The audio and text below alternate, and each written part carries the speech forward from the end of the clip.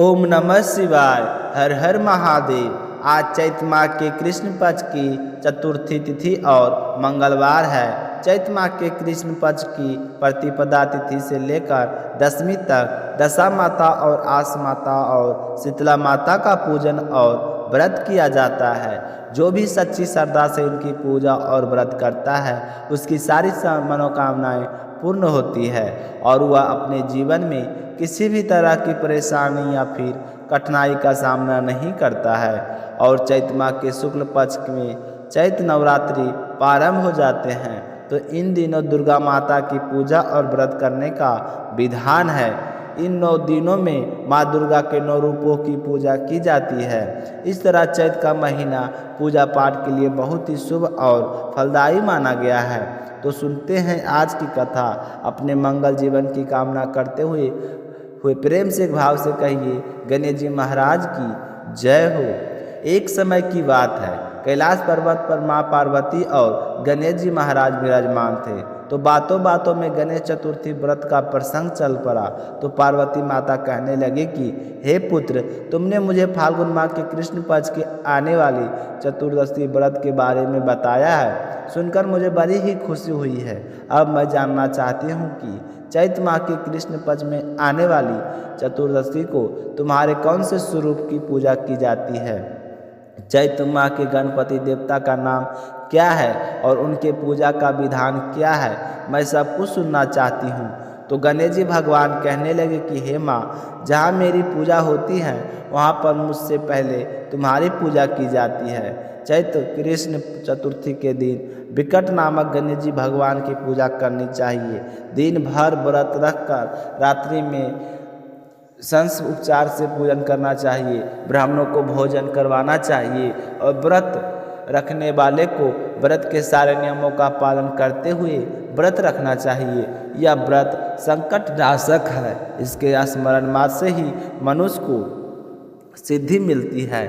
मेरे साथ साथ जो भी आपकी पूजा करता है उसके मन की सारी मनोकामनाएं पूर्ण होती है। संकट चौथ के में तो आपको चौथ माता के नाम से पूजा जाता है। अब मैं तुम्हें इस व्रत से जुड़ी हुई एक पुरानी कथा सुनाता हूँ। ध्यानपूर्वक सुनना। सतयुग की बात है कि मकर ध्वज नाम के एक राजा राज करते थे। वे अपनी प्रजा से बहुत ही प्रेम करते थे। उनका पालन पोषण संतान की भांति करते रहते थे। राजा राज में कोई भी व्यक्ति गरीब नहीं था। चारों वन अपने अपने धर्मों का पालन करते थे। प्रजा को चोर डाकू आदि का कोई भय नहीं थी। सारी प्रजा स्वस्थ थी। सारे लोग उदार, सुंदर, बुद्धिमान, दानी और धार्मिक थे। इतना सुंदर राज और शासन होते हुए भी राजा के पुत्र की प्राप्ति नहीं हुई। तो राजा इस बात को लेकर बहुत ही उदास रहते थे। तो एक दिन वह पर महर्षि याज्ञवल्क्य में आए तो उन्होंने एक यज्ञ किया। उनकी कृपा से उन्हें एक पुत्र की प्राप्ति हुई। पुत्र के जन्म होने पर राजा इतने खुश हुए कि राज का सारा कार्यभार अपने मंत्री को सौंप दिया और स्वयं अपने पुत्र का लालन पालन में लग गए। उसी के साथ खेलते रहते, हर समय हर पल उसी के साथ बिताते थे।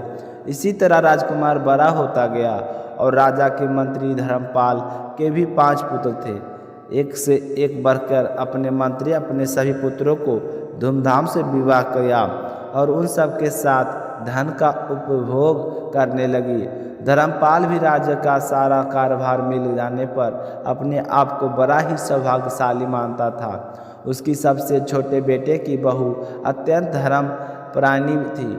विवाह के बाद चैत का महीना आया और कृष्ण माह के चतुर्दशी के दिन उसने भक्ति भाव से गणेश जी की पूजा की। उसका पूजन और व्रत देखकर उसकी सास कहने लगी कि अरे, तुम यह क्या तंत्र मंत्र कर रही हो? क्या मेरे तुम पुत्र को बस में करने का उपाय कर रही हो? तो अपनी सास की बात सुनकर वह कहने लगी कि नहीं माँ जी, मैं कोई तंत्र मंत्र नहीं कर रही हूँ। मैं तो गणेश जी भगवान के व्रत रखती हूँ, उन्हीं की पूजा कर रही हूँ। तो यह सुनकर उसकी सास को गुस्सा आ गया और वह जोर जोर से शोर से मचाने लगी। तो उसका शोर सुनकर धर्मपाल वहाँ पर आ गया और अपनी पत्नी से पूछने लगा कि क्या बात है, तो वह कहने लगी कि देखो तुम्हारी छोटी बहू जरूर कोई जादू टोना करती है। मैंने तो इसे समझा दिया पर यह मानने का नाम ही नहीं ले रही है।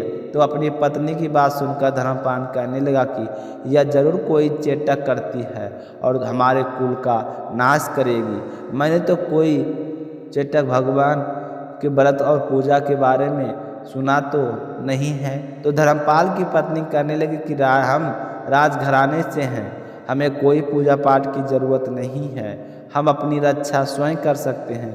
तो वह दोनों पति पत्नी इस तरह शोर मचाते रह गए और चुपचाप बैठी गणेश जी भगवान की आराधना करती रही। तो इस तरह अपनी बहू को पूजा पाठ करते हुए देखकर उसकी सास को बुरी तरह से गुस्सा आ गया और उसने अपने बेटे को आवाज़ लगाई। जब बेटा आया तो उसे कहने लगा कि बेटा देख, तेरी पत्नी पता नहीं कौन सी तांत्रिका विद्या जानती है और क्या कर रही है।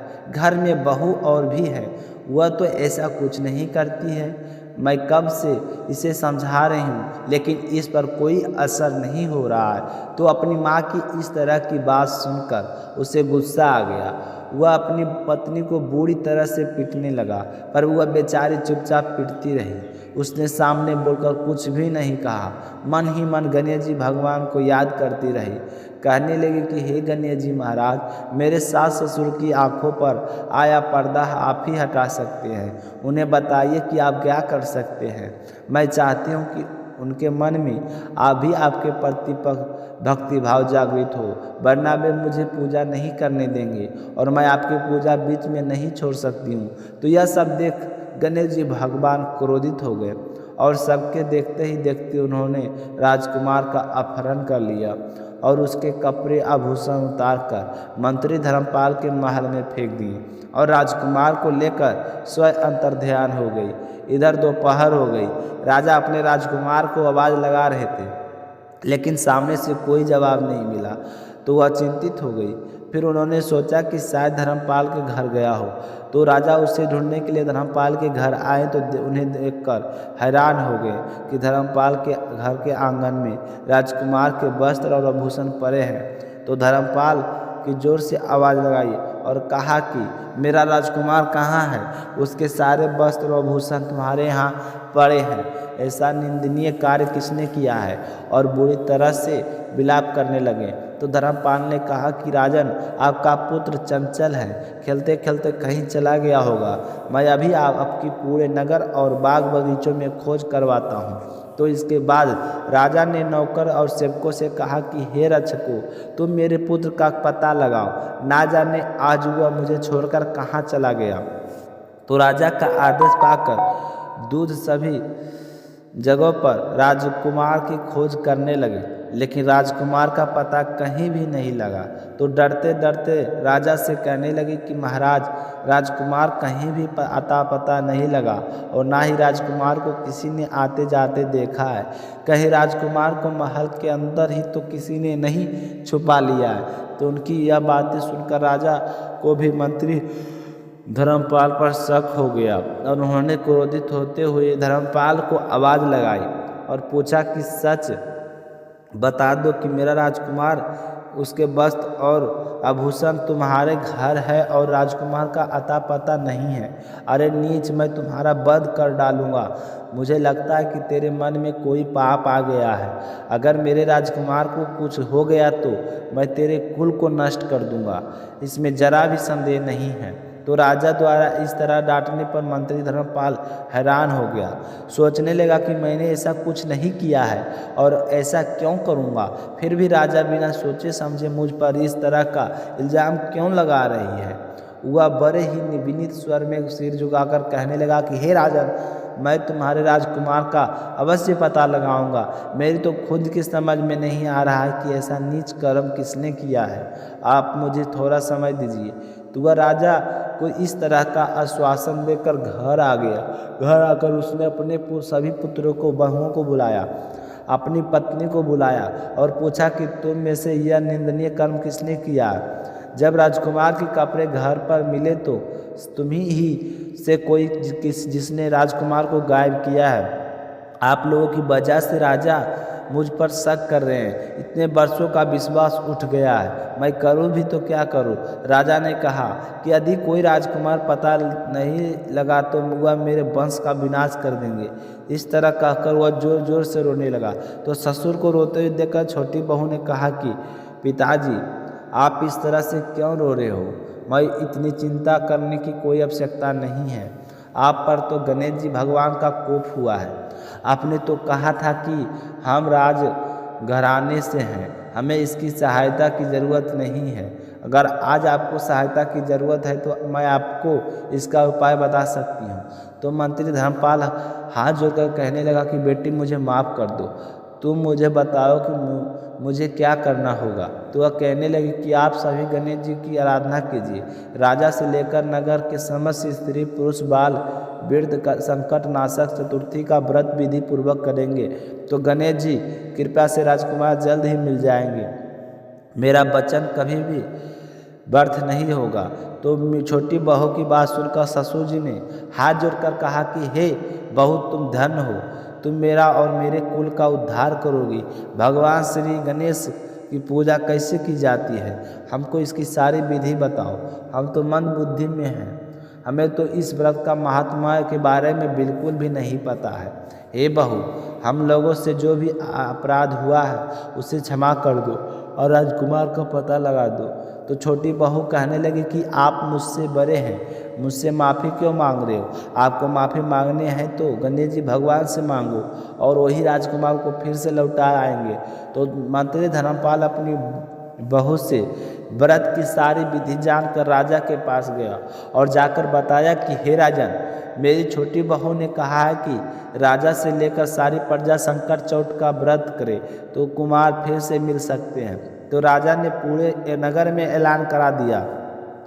फिर सारे लोगों ने मिलकर गणेश चतुर्थी का व्रत किया और जब वह पूजा कर रहे थे तो उस समय राजा और पूरी प्रजा को देखते ही देखते गणेश जी भगवान ने राजकुमार को वहां पर प्रकट कर दिया। राजकुमार को इस तरह आया देखकर सारे नगरवासी आश्चर्य में पड़ गए। सारे के सारे लोग बहुत ही प्रसन्न हुए और राजा की खुशी का कोई तो ठिकाना नहीं रहा। सारी प्रजा जोर जोर से कहने लगे, गणेश जी भगवान की जय हो, भगवान धन्य है। तो राजा ने कहा कि गणेश जी के साथ साथ मेरे प्यारे मंत्री धर्मपाल की छोटी बहू भी धन्य है, जिसकी कृपा से मेरा बहुपुत्र यमराज के पास जाकर भी लौटाया है। अगर यह हमें समय पर गणेश चौथ का व्रत में बारे में नहीं बताती तो पता नहीं आज क्या होता। अतः मेरा तो कहना है कि आज से हम लोग संतानदायक व्रत को निरंतर विधि पूर्वक हर साल करेंगे और पूरे विधि विधान से गणेश जी भगवान की पूजा करेंगे। तो राजा के कहे अनुसार सारी प्रजा हर साल गणेश चौथ का व्रत करने लगी। इसी तरह बताकर गणेश जी भगवान कहने लगे कि हे माता, इस लोक तथा सभी लोगों में इससे बढ़कर अन्य कोई व्रत नहीं है। इसी कथा को युधिष्ठिर ने श्री कृष्ण से सुना था और इसी चैत्र कृष्ण चौथ का व्रत करके अपने खोए हुए राज को फिर से प्राप्त किया था। हे महादेवी, यह व्रत हर आशा को पूरा करने वाला है। जो भी सच्चे भाव से मनोकामना रखकर इस व्रत का संकल्प लेता है और विधि विधान से इस व्रत को पूरा करता है, उसकी हर आशा पूरी होती है। बोलिए विघ्नहर्ता गणेश जी महाराज की जय हो।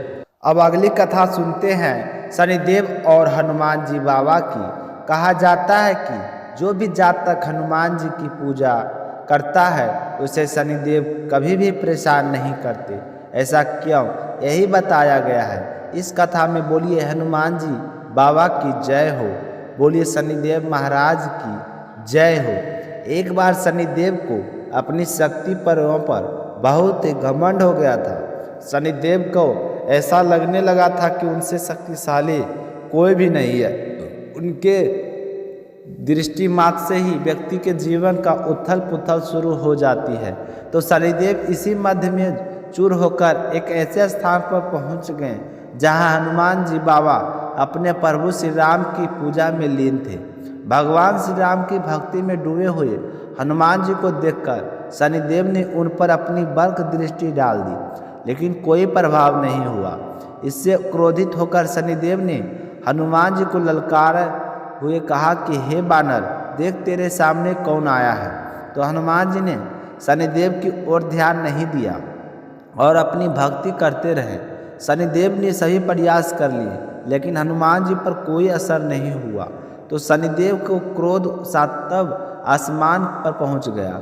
तनाव और गुस्से में आकर शनिदेव ने एक बार फिर प्रयास किया और कहा कि हे वानर, आंखें खोल। मैं शनिदेव तुम्हारी सुख नष्ट करने के लिए आया हूँ। इस संसार में ऐसा कोई नहीं है जो मेरा सामना कर सके। शनिदेव को यह विश्वास था कि ऐसा करने से हनुमान जी भयभीत हो जाएंगे और बार बार क्षमा मांगेंगे, लेकिन ऐसा कुछ नहीं हुआ।